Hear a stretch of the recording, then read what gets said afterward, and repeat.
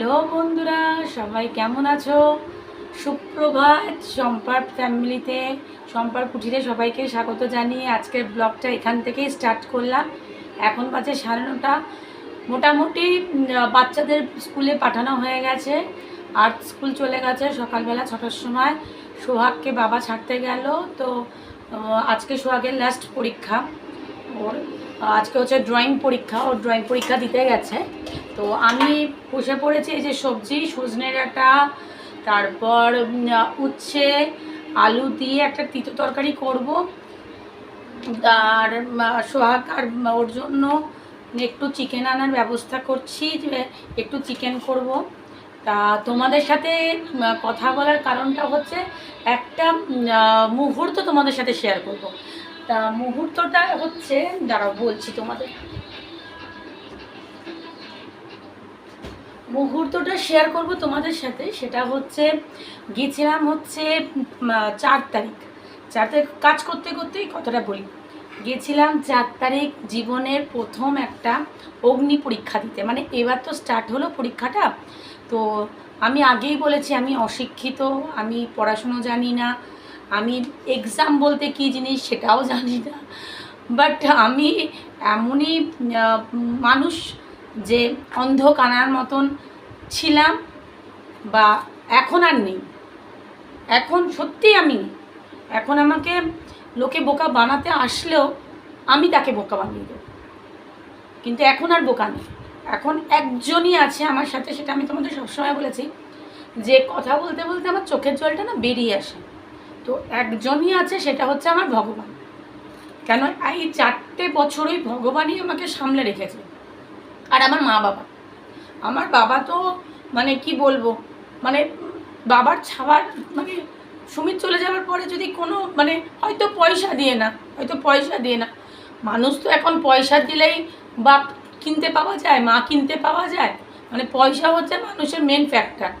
কিন্তু আমরা তো 90s লোক, মানে সেই বাবা, মানে বাবা পিসি আমলের লোক তো আমরা। তাই আমাদের বয়সটা লোকাতে আমাদের কষ্ট হয় না, বা আমরা যে সেই জিনিসটা, মানে থটটা আমরা এখনও চেঞ্জ করতে পারিনি। মানে আমরা এখনও সেই মানদাতা আমলের লোক হয়ে গেছি। ভালোবাসাটা কি, ভালোবাসা দিয়ে মানুষের মন জয় করতে হয়, ওটাই আমার বাবা মা শিখিয়েছেন। ওই পয়সা জিনিসটা কি, সেটা শুধু আমরা বাইরে গেলে, জিনিসপত্র কিনতে গেলে তার দাম, তার কদর, পয়সাটা কি কদর সেটা বুঝতে পারি। এখন তো হাটে বাজারে পয়সা ফেলে দিলে মানুষ, বোবা মানুষের কথা বলতে পারে। তা যাই হোক, আমি গিয়েছিলাম 5 তারিখ কোর্টে। তো আমাকে জিজ্ঞাসাবাদ করলো। মানে খুবই ভয় পাচ্ছিলাম। মানে মানে এইটা তো মার্চ মাসে মানে কোর্টে গিয়ে দাঁড়াতে হবে, এটা শুনে আমার এত কষ্ট, মানে খাওয়া দাওয়া থেকে আরম্ভ করে মানে আমার সব কিছু, মানে আমার বেঁচে থাকাটাই মানে মুশকিল হয়ে যাচ্ছিল। যে এটা ভেবে, মানে আমি তো কোনো অন্যায় করিনি, তো আমার ভয় লাগার ব্যাপারটা অন্য জায়গায়। ভয় লাগার ব্যাপারটা এটা যে নিজের আজকে নিজের মানে অস্তিত্বটা সবই তো মানে একটা মানুষকে ঘিরেছিল, এবং আমার বাচ্চাগুলোও তাকে ঘিরে রয়েছে। আজকে ওই মানুষগুলো, মানে বাচ্চাগুলোর জন্য আমি কোর্টে যাচ্ছি। আজকে মানুষগুলোর জন্য আমি কোর্টে, আজকে আমি যদি একা থাকতাম, দূর, কে কে ওই লোক, কিসের কিসের বিয়ে, কিসের ডিভোর্স, কিসের কি, পাত্তাই দিতাম না, ডোন্ট কেয়ার। কিন্তু বাচ্চাগুলোর জন্য আমাকে লড়ে যেতে হচ্ছে, আর লড়ে যাব। আমি তো বলেছি আমি শেষ পর্যন্ত। হয়তো ভগবান যদি মারতে পারে তবেই, আর যদি আমাকে, আমার শত্রু বলতে তো আর কেউ নেই। আমি তো এমন কোনো মানে বড় ঘরের মানে মেয়ে না যে আমার অনেক শত্রু থাকবে। আমার শত্রু মানে একজনই। তা যাই হোক, তো কোর্টে গিয়ে দাঁড়িয়েছি। এবার মানে ভয় লাগছে। সকালবেলা মাম্মামকে স্কুলে দিয়ে এবার আমি বাবানকে নিয়ে, কেন বাবানের খুব ইচ্ছে ছিল, কেন আমি মানে এতটাই টেনশান ছিলাম। বাবান আমাকে সবসময় মানে ওই করেছে, মাম্মাম তুমি টেंशन करो ना, तुम मेरे एग्ज़ाम पे नहीं जाते हो, तुम मुझे छोड़ देती हो, मैं जाती हूँ, आज तुम्हारा एग्ज़ाम में मैं जाऊँ। আমি ঠিক আছে চল। ওকে একদম সাজিয়ে গুছিয়ে, মানে বেচারা খায়, আমি যেহেতু খাইনি, বেচারা ও নিজে মুখে কিছু দিতে পারি। যাই হোক, ওর জন্য তো আমি নিয়ে গেছিলাম ডিম পাউরুটি করে, মানে একটা দানা পর্যন্ত খায়নি। পরে লাস্টে আমার যখন সমস্ত কাজ হয়ে গেল, বাবা ওকে বলছে যে বাবু তুই একটুখানি কিছু খান, একটুখানি ধোসা খাবি, তুই তো ধোসা ভালো খাস, তোর তো খাওয়া হয় না, তোকে তো মামাম খাওয়ায় না। সত্যিকার আমি খাওয়াই না, আমি খাওয়াই না মানে কি, আমি যাই না। আর এখন কোথাও যাওয়া মানে আর্তের ভাড়া দেওয়া, 2 পিঠের ভাড়া। তো সেই কারণে আমি কোথাও যাই না। ইভেন ওরা মানে খাওয়া, হোটেলে খাওয়া, মানে রাস্তার ফুটপাতে কী খাওয়া, আমি খাওয়াই না। একটা কারণ হচ্ছে শরীর খারাপ হয়ে যাবে, আরেকটা কারণ হচ্ছে পয়সা, মানে ওকে দিলে আরেকজন খাবে, এবার মাম্মাম পুরোটা খেতে পারবে না, সেখানে নষ্ট। এবার আমার তো সত্যিকারের বলতে, আমার না সত্যিকারের মানে আমি এমন হয়ে গেছি না যে আমার এখন কোথাও ভালো লাগে না। আর এই প্রবলেমটা এমন একটা প্রবলেম না, ঘা হয়, কেটে যায়, সব মানে সমস্যার সমাধান একটা মলম বা একটা ডাক্তারে হয়ে যায়। কিন্তু আমার সমস্যাটা মানে ডাক্তারও ঠিক করতে পারবে না, ভর্তিও ঠিক করতে পারবে না, মানে আমি এমন জায়গায় দাঁড়িয়েছি। তাই হোক, এবার যখন সময় হয়ে গেল কোর্টে যাওয়ার, গেলাম, দাঁড়ালাম, আমাকে গীতা মানে গীতা ধরার জন্য বলল, আমি ধরলাম। ওই এক কথা, যা বলবো সত্য বলবো, সেটা তো দেখে দেখে অভ্যস্ত হয়েছে। আচ্ছা সত্য বলবো, কী সত্য বলবো? আমার জীবনটা সমস্ত সব কিছুই সত্য, সবই সত্য, আমি কোনো জল মেশাইনি, কোনো কিচ্ছু না। তো আমার কাছে সত্য বলতে তো আমি নিজে একা। তারপর দাও আমি ওগুলো মানে আমাকে মানে আমার উকিল আমাকে দাঁড় করালো, সুমিতের উকিলও এসছে। তো আমাকে যা যা জিজ্ঞাসা করেছে আমি সব তাই উত্তর দিয়েছি। কেন, আমি যা লিখেছি কোনোটা তো মিথ্যায় কিছু লিখিনি, সেটাই বললাম। ওই সব কথাটা বলে নিচে নামলাম। মানে আমি বলছি আমার নাম মানে আমার আর মানে জোর পাচ্ছি, মানে শুধু বাবানের দিকে পর্যন্ত আমি তাকাইনি। আমি যখন উঠে দাঁড়িয়েছি না, আমি এটাই ভেবেছি যে আমার 2টো বাচ্চার জন্য আমি দাঁড়িয়েছি। আজকে বাচ্চার 2টোর জন্য মুখের দিকে তাকিয়েও সে এখনও পর্যন্ত দাপিয়ে বেড়াচ্ছে। সে একবারের জন্য ভাবছে না যে পয়সা দিলে কিছু হয় না, পয়সা দিলে কিচ্ছু হয় না।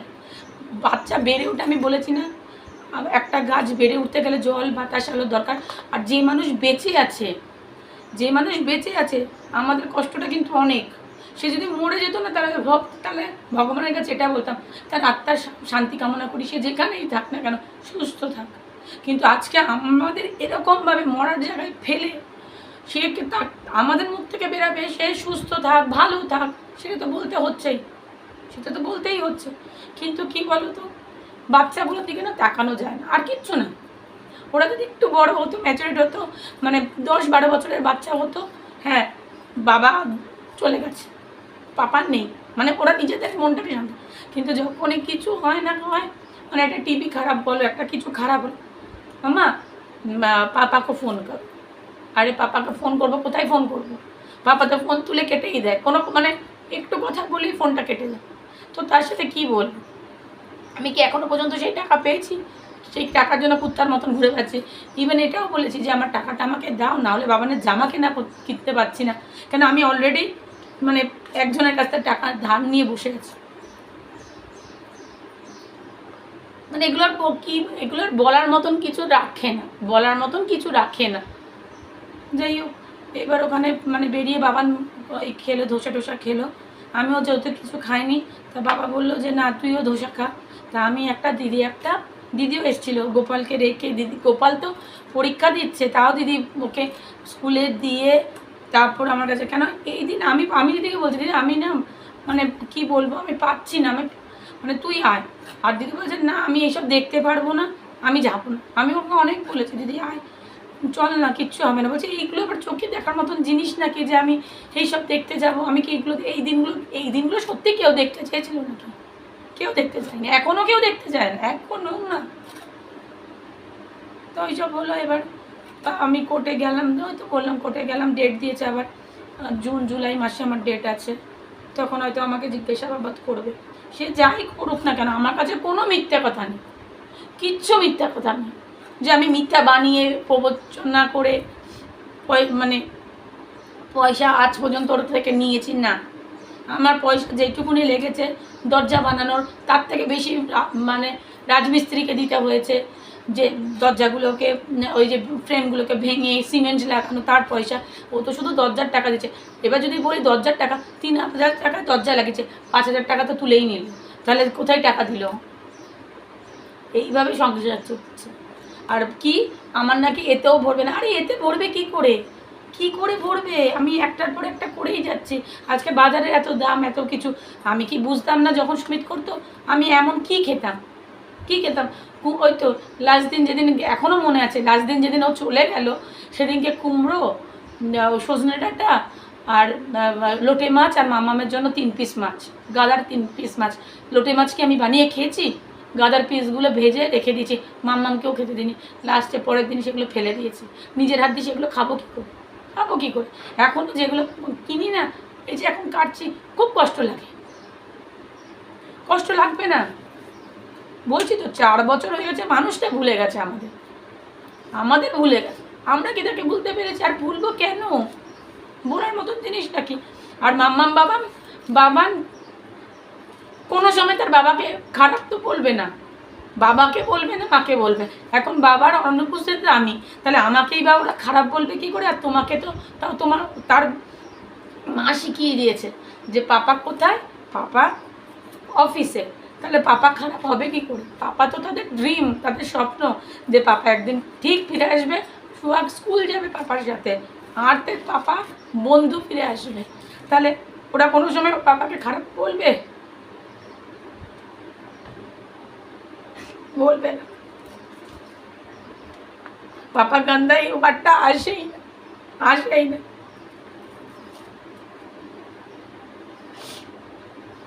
আমি যদি শেখাতাম যে পাপা গন্দা, পাপা বহুত খারাপ है, তাহলে ওরা তখনই বলে দিত পাপা তুমি গন্দা। কিন্তু ওদের তো আমি এই কথাটা শেখাইনি, ওদের এই কথাটাই শিখেছি, যে জিজ্ঞাসা করে তাকেই বলবি পাপা এখানে থাকে না, পাপা ট্রান্সফার হয়ে গেছে, পাপা চলে গেছে, বাবা ঠিক আসবে। আর আজকে তো বলি যে পাপা যদি নাই থাকতো, পাপা যদি নাই আসতো, তাহলে তোকে এই স্কুলের ফিস, তোকে জামা কাপড়, তোর খাওয়া দাওয়া সবই তো পাপা আমাকে করে। আছে আজকে এটাকে ওরা আর মেয়োনিজ খাবে, আর হার্সি চকলেট খাবে, আর চকোস খাবে, আর ম্যাগি খাবে, তা কে বলে? পাপাই তো। তাহলে পাপা গান্দা হবে কোথা থেকে? পাপা গান্দা। আমি তার থেকে বলি যে পাপা কোনো সময় গান্দা হওয়ার পাতা আসবেই না। কিন্তু আর কি ছিল আমার সাথে, যে মানে 5 তারিখ আমার করছিল না, 4 তারিখ করছিল, 5 তারিখ ওর স্কুল, একবার হয়তো পাপাকে দেখতে পাবে, পাপা হয়তো কোর্টে আসবে, কিন্তু না, পাপা আসেনি। তারপর বলছে মাম্মা পাপা নেই। আমি যে পাপার মনে হয় কোনো কাজ পড়ে গেছে বাবা, এমনভাবে ক্যাজুয়ালভাবে হাসি দিয়ে কথাগুলো বলতে হয় না, মানে নিজের খারাপ লাগে না বাবা আসেনি, পাপার মনে কোনো কাজ পড়ে গেছে। জানিস তো পাপার কাজ পড়ে গেলে পাপা কেমন করে? পাপা তো কাজের পাবো, তুই তো জানি, আমরা সবসময় জানতাম সুমিত সিং কাজের পাবো।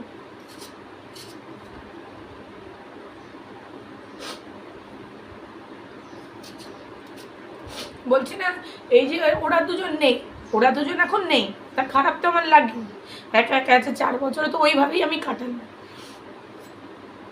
কিন্তু হ্যাঁ, আমি যখন ওই কোর্টের মানে ওইতে উঠছি, মানে একজনকেই শুধু আমি ডেকে গেছি, শুধু মহাদেবকে ডেকেছি, বাবা আমার সাথে দেখো। আমার বাবা ওখানে বসে বাইরে বসে ওয়েট করছে আমার, আর তুমি হচ্ছে আমার সাথে এসছো। আমি বলছি না, হসপিটালে পর্যন্ত গেছি সুমিতের মুখ দেখে, যে না, যে আমার আর্টকে সুমিত দেখে নেবে, বা আমার কোনো ওষুধের দরকার নেই। এখন কান্নাটা না, মানে কান্নাটা আসে সেজন্য যে আমি মানুষটাকে চিনতে পারিনি, সেই কারণে কান্নাটা আসে। আমি কান্নাটা তোমাদের দেখানোর জন্য আসি। এবার যারা ভাবে যে আমি মানে অন স্ক্রিনে নাটক মারতে আসি, সেটা তাদের চিন্তাধারা, মানে বলে না মাগার মাছকা আঁসু হ্যাঁ, এটা মাগার মাছের আঁসু না ভগবানের আঁসু, সেটা একমাত্র ওই বসে আছে আমাদের ভোলা মহেশ, সেই জানে এটা কিসের আঁসু, যে যেরম চোখে দেখে। আমরা ভগবানকে তো নানা রকম নামে ডাকি, ভগবান একটাই ভগবান। যাই হোক, আজকে আর সোহাগের তো স্কুল শেষ, জানি না সোহাগের কোন স্কুলে সোহাগকে ভর্তি করবো, কি ভর্তি করবো কিচ্ছু জানি না। আর কালকে তো মানে মানে এমন একটা জিনিস হয়েছে, কালকে আহ, ওর স্কুল খুলেছে। এবার প্রথম দিনের একটা ব্যাপার, এমনিতে তো মোবাইল ঘাঁটতে ঘাঁটতে 2টো 2:30 3টে বেজেছে, তারপরে ঘুমাই। এবার ছুটিটা ছিল, ওই উঠতে উঠতে 6:30 7টা 8টা এরকম সময়। এবার বাবানের স্কুল, এবার আমি যদি না উঠি বাবানের পুরো ওইটা মানে যাওয়াটা বন্ধ হবে। এবার এরকমও হয় যে বাস আসে 6:30টার সময়, যে বাড়িতে যদি কেউ থাকে মানে 6টার সময়ও আটকে উঠিয়ে তৈরি করে, কিন্তু তা না, আমাকে তো 5টার সময় উঠতে হয়। ওর টিফিন করে বাবানকে উঠিয়ে কাজ টাজ করে সমস্ত সব কিছু করতে হয়। এইবার কালকে ওকে সমস্ত সময়, আমি 5টার সময় 4:45টার সময় উঠেছি, সমস্ত করে টোরে বাবানকে তুলে, বাবানকে দুধ আর চকোস খাইয়ে বাবানকে তুলে নিয়ে গেছি। এইবার আমার পার্সটা, আমার মোবাইলটা বাবানের ব্যাগেই রেখে দিয়েছি, মনেই ছিল না। এবার বাস ছেড়ে দিয়েছে। আর কালকে মানে ওই কালকেই এমন একটা কথা, একটা লোক জিজ্ঞাসা করলো, ওর মানে ওর থেকে ক্লাস 5-এ পড়ে বাচ্চাটা। তো লোকটা এসে আমাকে জিজ্ঞাসা করছে কি ছুটি কেমন কাটালো, কী বৃত্তান্ত। বলছে ও আর্তের বাবাকে দেখি না তো, আগে দেখতাম এখন আসে না, উনি কোথায়। আমি বলছি ওনার ট্রান্সফার হয়ে গেছে। তখন আর আমার মুখের দিকে মানে ওই যে মুখের দিকে তাকালো, তখনই তো লোকে মানে একটা বাচ্চাটার মুখের দিকে তাকালো, মানে ব্যাপারটা কী, তার মানে কিছু একটা ব্যাপার। এবার সবাইকে তো আর সব কিছু বলা যায় না, যে মানে আমাদেরও তো বেঁচে থাকতে হবে, আমাদেরও তো কিছু করতে হবে। সবার চোখে তো আমরা একদম মানে মানে মানে কী বলবো, আমরা দোষ করেছি, আমরা দোষ করেছি। কিন্তু এখন আর আমার দিকে যদি কেউ এরম করে তাকাও না, আমি তার দিকে এরম করে তাকাবো একদম। কেন দোষটা আমি করিনি, আমি করিনি। আর আমি দোষ করেও মানে যদি আমাকে ক্ষমা চাইতে হয় আমি সেটাও চাইবো, কেন আমি দোষ করিনি। আমি ক্ষমা চাওয়ার কোনো আসেই না কোনো কথা। তো বাবার এইবার ওই লোকটাই দাঁড়িয়েছিল, আরও 3-4 জন পেরেন্টসরা ছিল। তা এবার আমি বললাম কিছুক্ষণ পর আমার মনে পড়লো, একজন আমাকে এসে বললো শম্পা তোমার ফোন নাম্বারটা একটু দিও, আর যেখানে কম্পিউটার শেখায় সেখানে আমি না মেখে দেবো একটু এবার যে নাম্বারটা বলতে গেছে ব্যাস তখন মনে পড়লো, মানে অলরেডি বাস সোদপুরের আগে, মানে আগে আমি তখন লোকটাকে বলছি যে দাদা আমার না মোবাইলটা বাসে, আমি তো ফোনও করতে পারবো না রাকেশ দাকে, বাসের যে হেল্পার তাকে ফোন করতে পারবো না, তুমি একটু ফোন করে একটু দাঁড়াতে পারো, তাহলে আমি কারোর কাছ থেকে টাকা নিয়ে আমি তাহলে সোদপুর থেকে না। উনি আর কোনো কথাই না, ফোনটা লাগিয়েছে, সোদপুরে গিয়ে ফোনটা এনে আমাকে দিয়েছে। মানে মানুষ এখনো পর্যন্ত ভালো আছে, সে আমার সম্বন্ধে কি ভাবলো না ভাবলো আমি জানি না, আমি তার কাছে কি প্রেজেন্ট করছি সেটাই হচ্ছে সবথেকে গুরুত্বপূর্ণ। কেন আমি তো তাকে কিছু মানে আমাকে জিজ্ঞাসা করেছে বলে এটা আমাকে শুনতে হবে, আমার বাচ্চাদের শুনতে হবে, তাতে মন খারাপ করে মুখ কালো করে তো রাখার কোনো না। হ্যাঁ একদিন হয়তো কোনো দিন আমাকে জিজ্ঞাসা করলো, তখন হয়তো ডিটেলসটা বললাম। যদি মহিলা হতো তাকে হয়তো পুরো ডিটেলসটা, কেন ওখানে একজন ভদ্রলোক, সেও কাজবাজ করে খাচ্ছে, সেও বাচ্চা দিতে আসছে, সেও সংসারের কাজ করছে, তারও সংসারের চাপ আছে, সেও ধার দেনায় আছে, সেও ভালো স্কুলে পড়াচ্ছে ছেলেকে। তো আমার তাকে বলার মতন কোনো রাইটস নেই, যেটুকুনি দরকার সেটুকুনি আমি বলেছি। আর আমি বেশি লোকের সাথে কথাও বলি। আমি জানি বেশি গভীরে ঢুকলে, আমার গভীরে যখন ঢুকবে সে, তখন দেখবে যে সব ভুয়া, যে বেঁচে থাকার জন্য আমরা আলো বাতাস কিছুই পাই না, শুধু বেঁচে থাকার জন্য যে খাবারটা দরকার, মাথার উপর ছাদ, সেটুকুনি আমাদের আছে।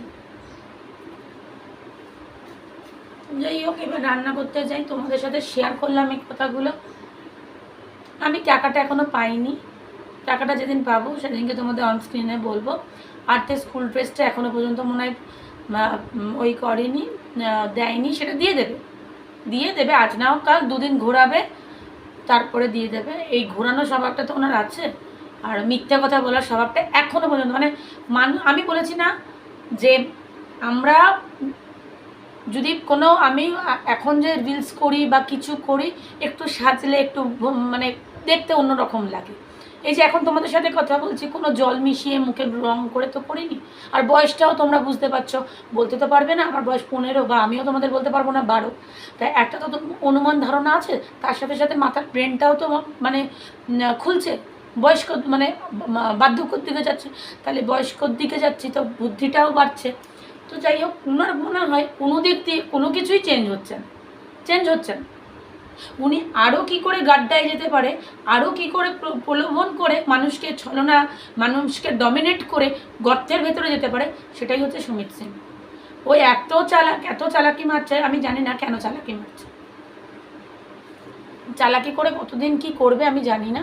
আর আমার জানার দরকারও নেই। যা করছো করো।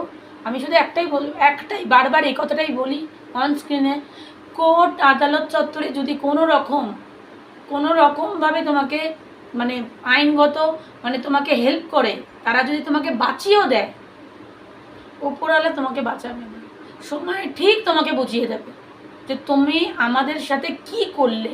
আমার সাথে শুধু না, আমার বাচ্চা দুটোর সাথে, আমার পরিবারের সাথে, আমাদের প্রত্যেকটা মানুষের সাথে। আজকে তোমার মা বাবারা কত সুন্দর, কেউ কুম্ভে স্নান করতে যাচ্ছে, কারোর বিয়ে দিচ্ছে, কারোর অ্যানিভার্সারি হচ্ছে, কারোর বার্থডে সেলিব্রেশন হচ্ছে, কত সুন্দরভাবে হচ্ছে। কিন্তু আমার বাবা মারা সকালে উঠলে সোহাগকে ছাড়তে যাচ্ছে, দুপুরে আর্তের বায়না পূরণ করছে, সব করছে। হ্যাঁ, আমি এটাও আগে বলছি, আমার বাবা মারা হয়তো টাকা দিয়ে আমাকে সাহায্য করতে পারছে না, কিন্তু গতর দিয়ে সাহায্য করছে। ওই গতরটাই দরকার। আমি আগেও বলেছি, নুন খাবো ভাত খাবো, মুখে হাসিটা থাকবে। আজকে নোংরামি করে কতটা কে হাসতে পারছে কি?